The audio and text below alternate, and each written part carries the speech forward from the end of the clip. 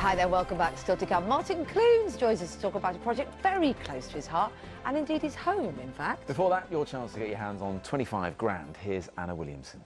Thank you, Anna. Good luck with that, indeed. Now, our next guest, shot to fame, of course, was beer-loving Gary Strange and men behaving badly, but what a difference a decade makes. That was your name, Gary Strange. We need to call you Strang. Oh, Gary Strang! OK, what a difference a decade means. We've all forgotten the name. We've all had an E. Well, Strange, we'll find out in a second, but these days, more likely to find Martin Clunes mucking out his horses, attending to his flock of sheep and many other animals in his menagerie, and he's here now to tell you how you can actually get a taste of country in your life in it, Martin, with the, what is it, the 5th Buckham Fair? The 5th Buckham Fair, yeah. That. Well, it's on Sunday, it's on our farm, and it's sort of grown and grown and grown over the years. It's become massive. I think we think we had 12,000 people last year. We don't really have a proper mechanism for counting them. What possessed you to let all these hordes into your lovely little home? I don't know. Big home. Before we bought the farm, we struggled. We desperately wanted a small field to put a pony in, and then this farm came up with a sort of 130 odd acres, and that came up. And then next door to it, once we'd bought that, another 30 acres came up.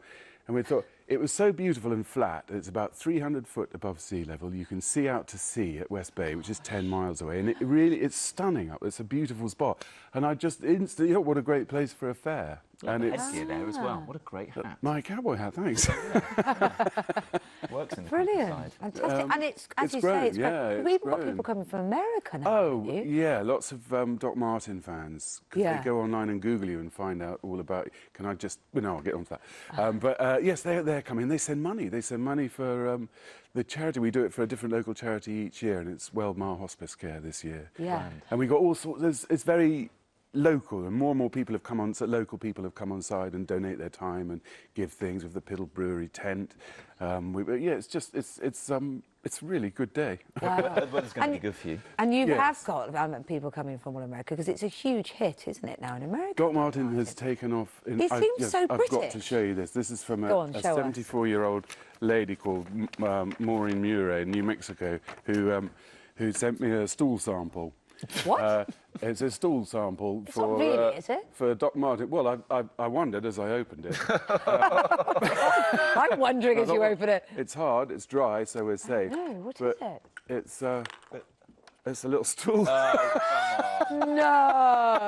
Is that real? Or are you winding us up? Yeah, no, this is and they always send things. There's one lady who was going to wanted to come to the fair but couldn't, so she sent the cost of her airfare, which is $2,600 for the charity.